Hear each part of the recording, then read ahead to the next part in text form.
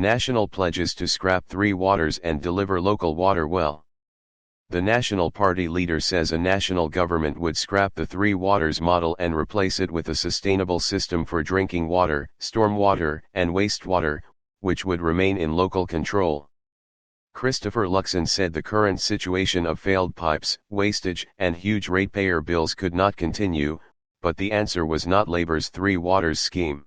Subscribe our YouTube channel and click our bell icon for new videos. But the answer was not Labour's 3 waters scheme. A national government would set strict water quality standards and require councils to invest in the ongoing maintenance of their vital water infrastructure, he said. Councils would be required to have a clear plan for that investment, with National establishing a water infrastructure regulator to set and enforce standards, he said. While water quality regulator Tomita Arawa will set strict standards for water quality, National will establish a water infrastructure regulator within the Commerce Commission to set and enforce standards for long-term water infrastructure investment, Luxon said in a statement.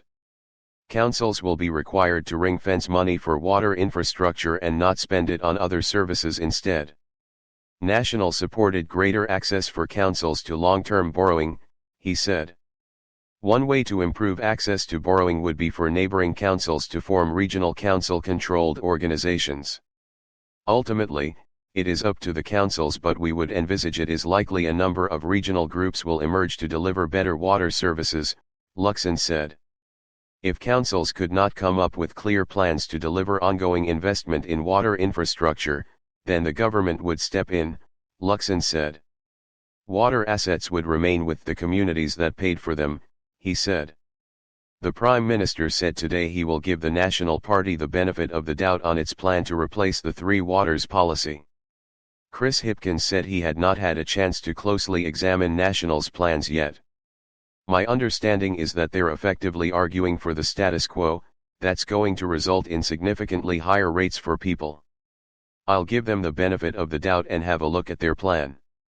A group representing 30 councils said National's plans better protected property rights and the local voice. Communities for Local Democracy said it backed National's aims to retain local ownership. Waimakariri Mayor Dan Gordon said it would be ideal for there to be cross-party support for reform, and he was encouraged by the government's recent call to take a fresh look at its model. Communities for Local Democracy said it backed National's aims to retain local ownership. Waimakariri Mayor Dan Gordon said it would be ideal for there to be cross-party support for reform, and he was encouraged by the government's recent call to take a fresh look at its model. Subscribe our YouTube channel and click our bell icon for new videos.